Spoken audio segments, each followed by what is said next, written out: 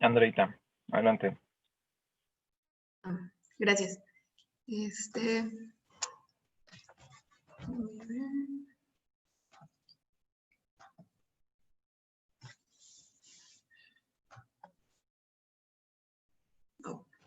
Bueno, buenos días. Hoy vamos a ver el tema de polimialgia reumática.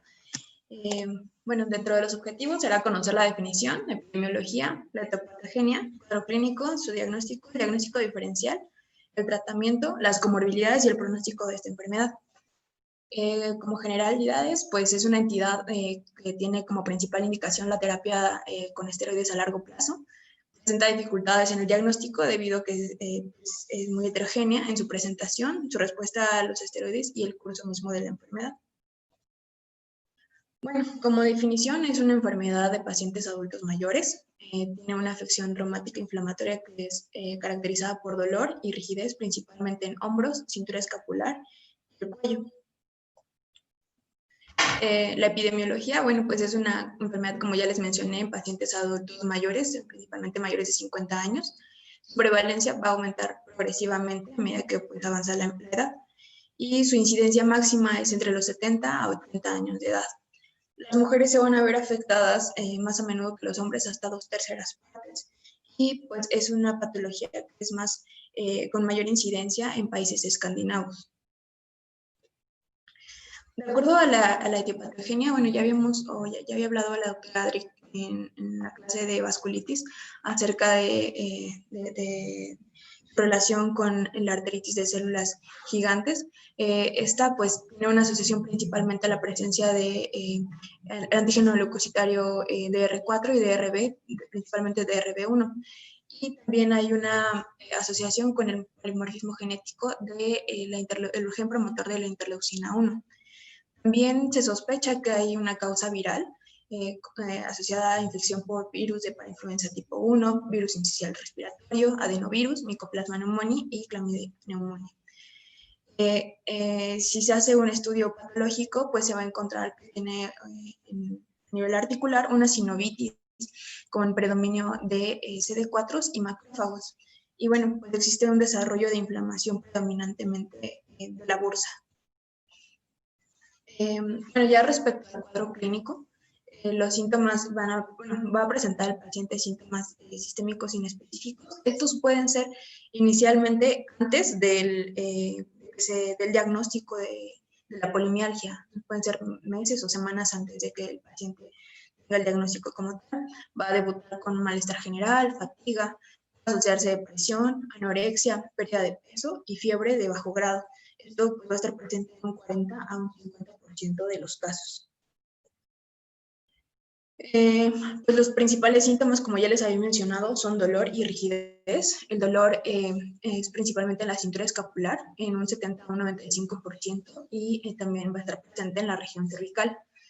Afecta principalmente las regiones proximales de los brazos y con menor frecuencia hacia la cintura pélvica. Dice que es un inicio agudo. Inicialmente puede ser unilateral, pero siempre el paciente casi siempre lo va a referir como bilateral. El inicio del cuadro de dolor es entre 2 semanas a 2 meses. Y pues bueno, esto pues va a generar alteraciones del sueño. Por otra parte está la rigidez, es una rigidez matinal de 45 a 60 minutos. Esta empeora por la mañana y mejora durante el día. Pues también lo característico es que va a incrementar con el reposo. Las extremidades periféricas no siempre se van a encontrar afectadas, pero sí puede llegar a irradiarse el dolor hacia codos, rodillas y tobillos. Y pues el dolor muscular obviamente se va a exacerbar con el movimiento. Dentro de otras manifestaciones está la sensibilidad muscular. Está presente, pero no hay debilidad muscular. No es algo común de esta patología. También existe artritis asimétrica. Esta no se va a asociar a erosiones óseas, como les mencioné, es más una bursitis. Y pues, en la mayoría de las ocasiones esta sintomatología va a desaparecer cuando se inicie el tratamiento con corticoides. También se ha reportado hasta en un 14% de los pacientes la presencia de síndrome de túnel del carpo. Y pues bueno, como ya sabemos, esta entidad se asocia a la presencia de la vasculitis, de arteritis de células gigantes, y siempre pues debe descartar ¿cuándo debemos pensar en esta entidad? Bueno, pues cuando el paciente refiere a cefalea, sensibilidad de piel cabelluda y pues que pueda tener pérdida súbita de la visión. El diagnóstico. Bueno, como tal no existe una prueba específica o criterios ya bien determinados para dar un diagnóstico. Por lo tanto, es pues, indispensable la clínica para poder llegar a este diagnóstico.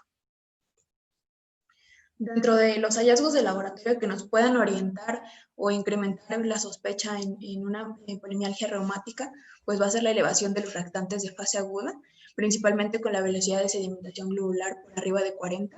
La proteína C reactiva, que se va a elevar también por encima de límites normales. Si pudiéramos tener la determinación de interleucina 1, pues veremos que sus concentraciones están elevadas.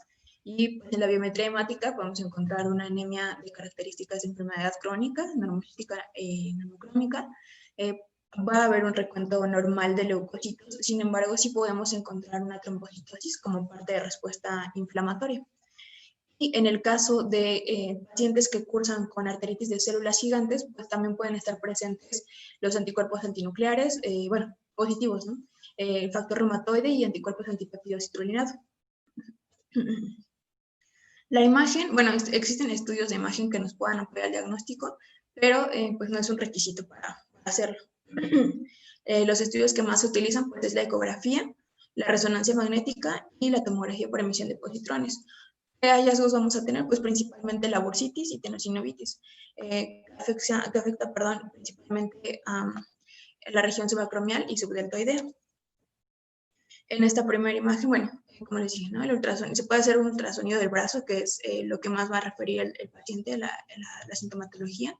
Nos permite demostrar la presencia de derrame de articulación, por ejemplo, aquí la glenohumeral o en la pierna coxofemoral. Y pues lo característico son las bursitis y tenosinovitis. En esta primera imagen vamos a encontrar que hay una bursitis, subdeltoidea, y en la segunda imagen es un derrame con tenosinovitis. En esta otra imagen, pues tenemos otro ultrasonido de hombro con una tenosinovitis bicipital. Y esta es otra imagen de una articulación glenohumeral con un derrame. En el caso de la PET, pues también es de gran utilidad, que no solamente nos va a ayudar a determinar los sitios de inflamación articular, sino también en el caso de que tengamos una sospecha de una vasculitis, pues, podemos hacer el diagnóstico con esto, ¿no? Por ejemplo, en esta imagen podemos encontrar, perdón, aortitis, también está afectada la clavia, la carótida, y pues en esta otra parte también hay inflamación a nivel de la articulación glenohumeral. Por otra parte, nos permite identificar si las lesiones o bueno, el dolor articular puede asociarse a malignidad, por ejemplo, metástasis óseas o incluso mieloma múltiple. Bueno, como tal no hay un criterio diagnóstico ya determinado. Se han intentado proponer distintos grupos de estudio, pero pues ninguno ha sido completamente aceptado.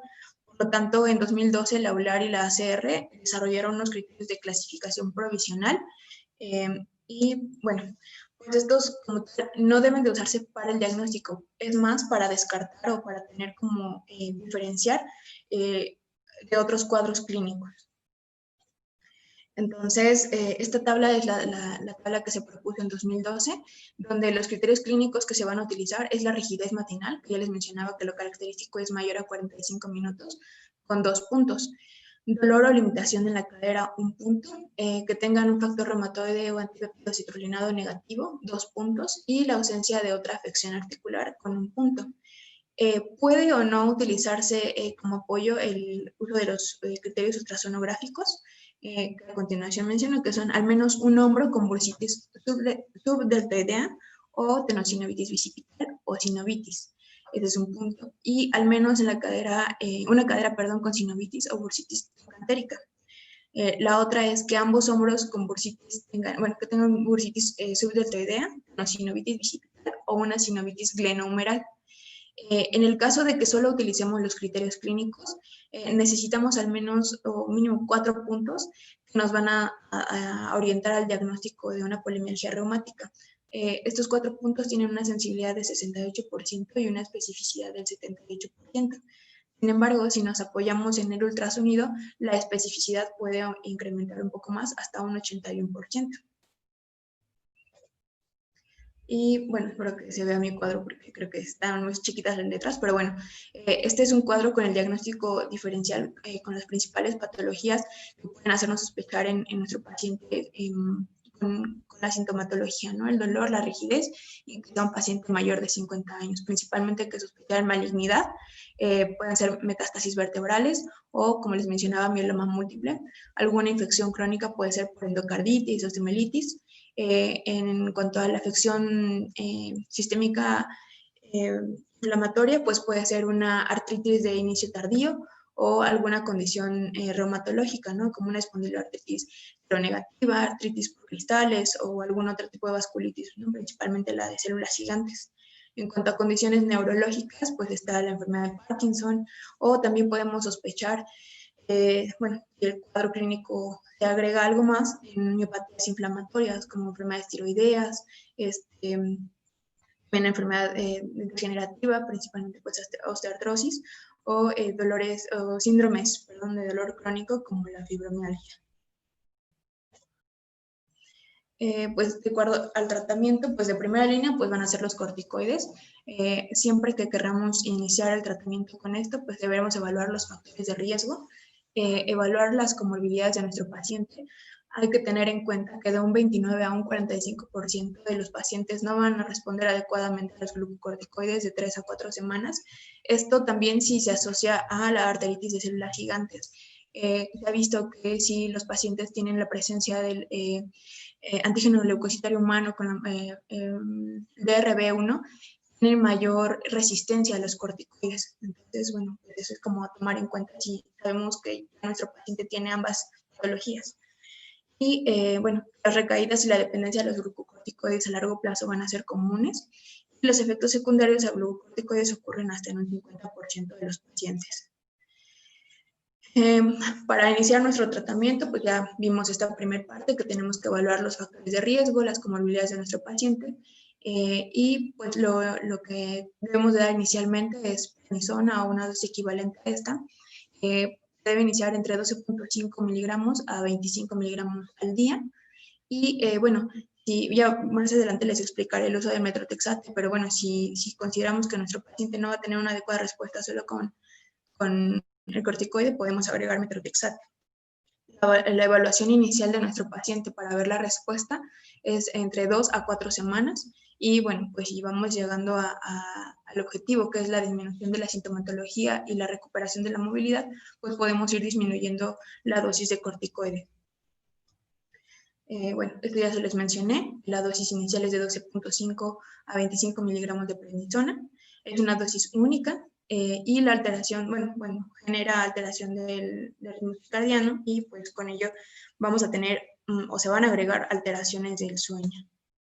Como dentro de los factores, de los eventos secundarios que vamos a tener, efectos secundarios que vamos a tener el uso de glucocorticoides, pues vamos a tener incremento del índice de masa corporal, tolerancia a la glucosa, alteraciones de la tensión arterial, incluso como crisis hipertensivas, dislipidemias, disminución de la densidad mineral ósea, miopatía esteroidea, toxicidad en la piel, por ejemplo, puede aparecer acné, alopecia, fragilidad capilar. Podemos también presentar toxicidad neuropsiquiátrica. También pues algo que es muy de mucha preocupación en el adulto mayor pues son las infecciones, ¿no? La insuficiencia adrenal, síntomas gastrointestinales, musculoesqueléticos y pues incrementamos el riesgo de afección ocular. ¿Cómo guiar nuestro tratamiento? Bueno, pues debemos establecer una dosis inicial. Lo que les mencionaba, dar un seguimiento, evaluar a nuestro paciente de 2 a 4 semanas. Y bueno, ¿cómo vamos a ver disminuir la dosis o con base en qué? Principalmente en el cuadro clínico, podemos apoyarnos de los lactantes de fase aguda, pero per se, pues no es un marcador que nos dé como la respuesta del tratamiento. y pues la duración del tratamiento va a depender de acuerdo a la respuesta del paciente. Se establece que la duración mínima del paciente, bueno, que tenga el tratamiento una duración mínima individual efectiva. Lo ideal es que sea menor a 12 meses, pero pues sabemos que en realidad esto no va a suceder siempre.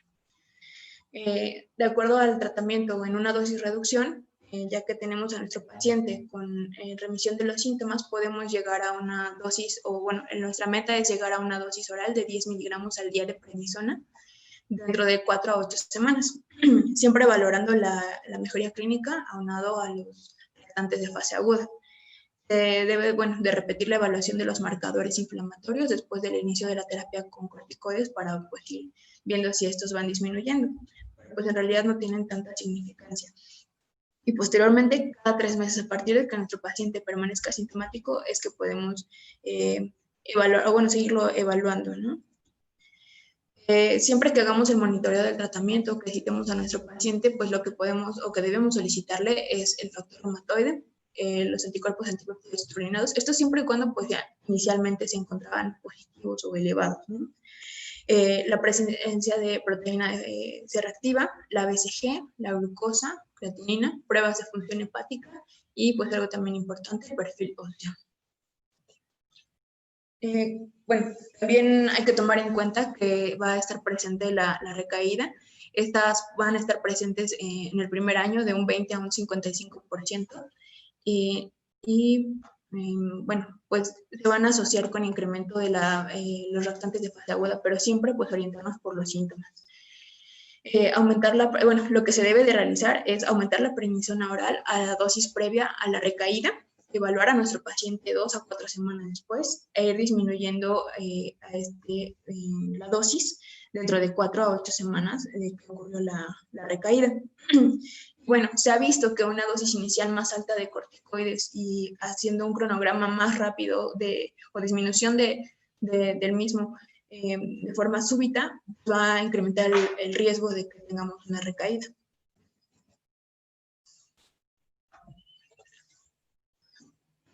Perdón. Cuando tenemos ya la remisión de los síntomas, lo ideal es disminuir 1 gramo de prednisona oral cada 4 semanas o con una reducción alternada entre 10 a 7.5 miligramos. O sea, va a alternar un día de 10 y otro día de 7.5 en días alternos, hasta pues ya lograr la interrupción del tratamiento. Como tal, pues no existe una evidencia consistente de qué régimen utilizar y pues, siempre debe ser ajustado de manera individual a cada paciente. Lo que les decía, el uso de metotrexate, pues si ya tenemos factores de riesgo que nuestro paciente, por ejemplo, inicialmente tiene diabetes, ya tiene antecedentes de glaucoma o cataratas, pues lo ideal es que utilicemos siempre el uso de agregar el metotrexate. Hay que tomar en cuenta pues la toxicidad de corticosteroides, como les mencionaba, y bueno, la dosis inicial de pues es de 10 a 15 miligramos por semana.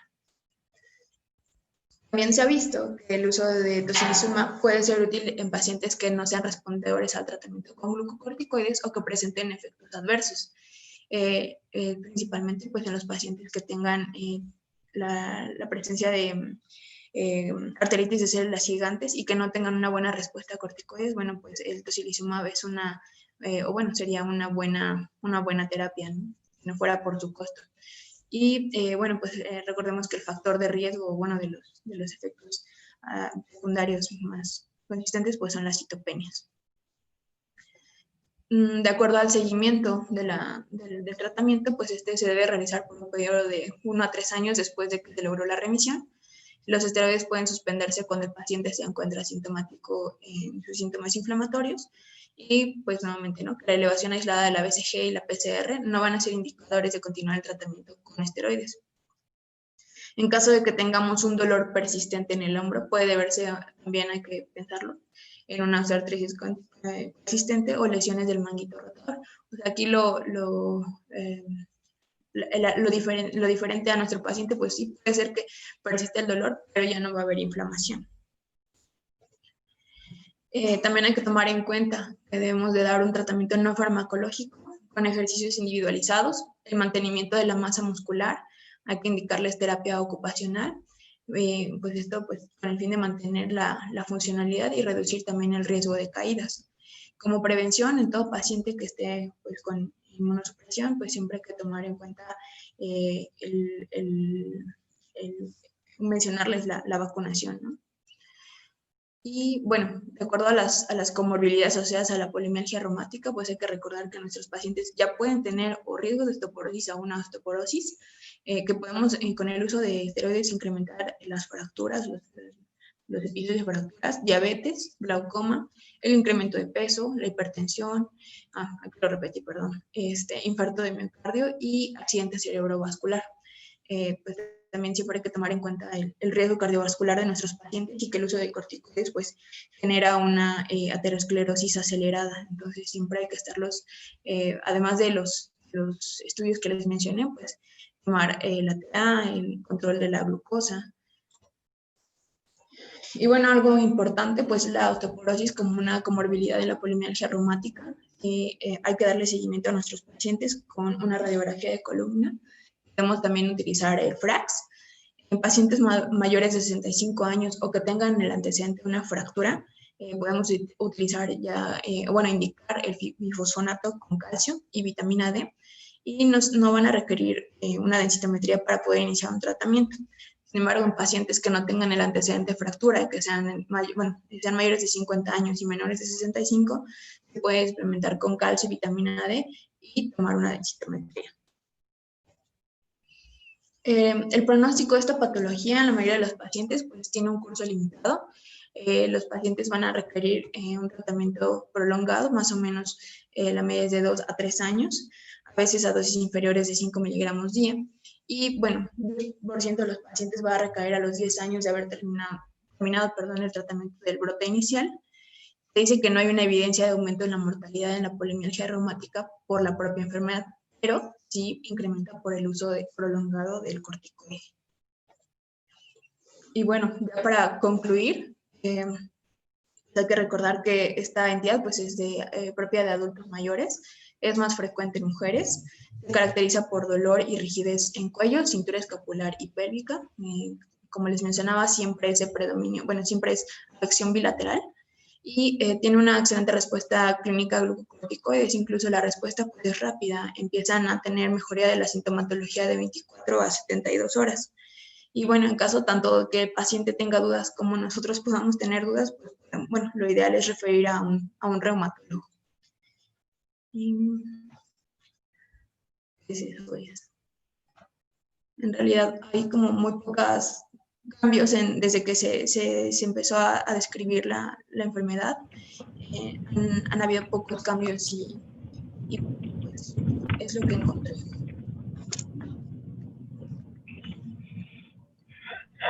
Muy bien. ¿Alguien quisiera hacer alguna pregunta o comentario? Gracias. Muchachos. Pues yo creo que estuvo bien su clase, bien resumida. Concisa. Tampoco hay no hay mucha información reciente y más en adultos mayores. Entonces estuvo bien, tratamiento, las comorbilidades asociadas al tratamiento, pues sí, todo puntual. Yo creo que la principal dificultad que tenemos es la identificación del cuadro, Sí. ¿no?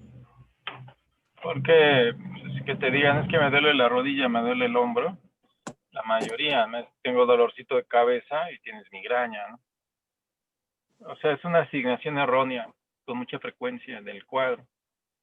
Y nosotros deberíamos de tenerlo presente siempre y tratar de hacer una identificación. ¿Cuáles son entonces, cuáles serían los marcadores más importantes de la clínica y del laboratorio que podrían hacer pensar en esto? La PCR. La PCR. Porque en sí decía que la BCG puede haber casos de polimialgia reumática con BCG negativa, que era poca la prevalencia, pero pudiera haber.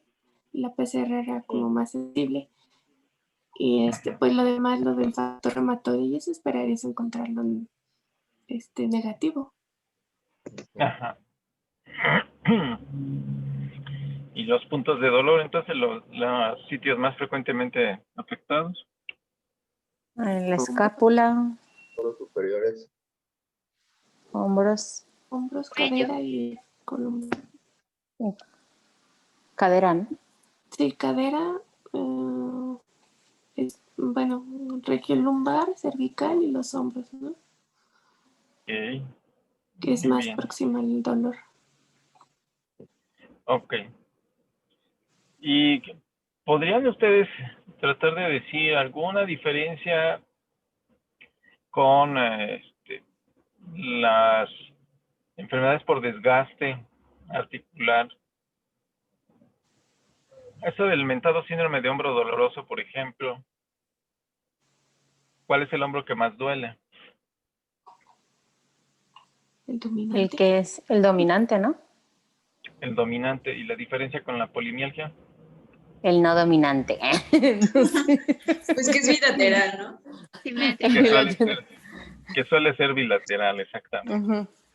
Si le duelen los dos, bueno, a menos que haya sido ambidiestro o que haya hecho Ajá. alguna actividad física muy clara de que le haya lesionado los dos, pues igual y sí. Pero si no, sí, es una diferencia así muy importante, ¿no? Si es que me duele mucho y son los dos, ¿no? Y de repente no los pueden ni levantar. Y me duele así la paleta y aquí el cuello y luego la espalda, no puedo ni agacharme ni dar la vuelta.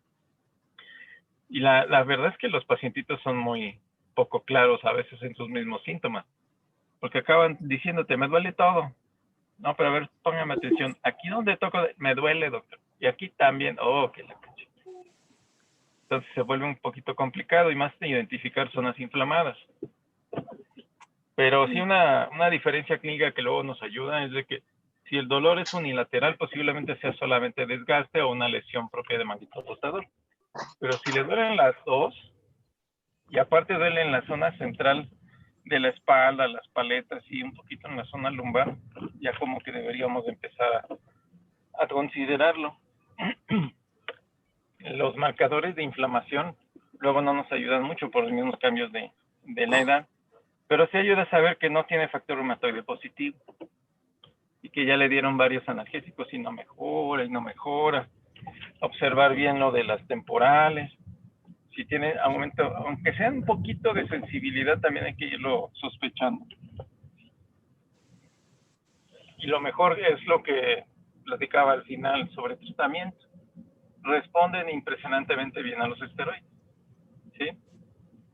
A veces yo he tenido pacientes que están acostumbrados a que una vez al mes se aplican su inyección de esteroide de depósito, que tampoco es la solución, pero los puede orientar a, es que se me la pongo y revivo y se me quita todo. Pues a lo mejor por ahí va la respuesta, entonces ya nada más es confirmar. ¿Vale? Yo creo que está muy subdiagnosticada esta enfermedad. Sí. Y luego ya sabemos que a nuestros adultos mayores luego no les hacemos mucho caso. ¿Ya? Ujú. Sí. Bueno, pues igual estuvo para mí también muy bien tu clase. Muchas gracias. Gracias. Pues ya me contestó el doctor Humberto que él no lo hizo, que lo hizo el jefe, bueno, el profesor de la raza y la del Magdalena de la Salina. Ay, pues van a salir bien ellos. Ajá, sí. Qué chiste. Ahorita voy a mandarles mensaje y a ver si me orientan para que tengamos una base, ¿no? Y ya les aviso cualquier nueva respuesta. Ok, Doc. Muchas gracias. Doctor. Gracias, Andy. Gracias. Bye.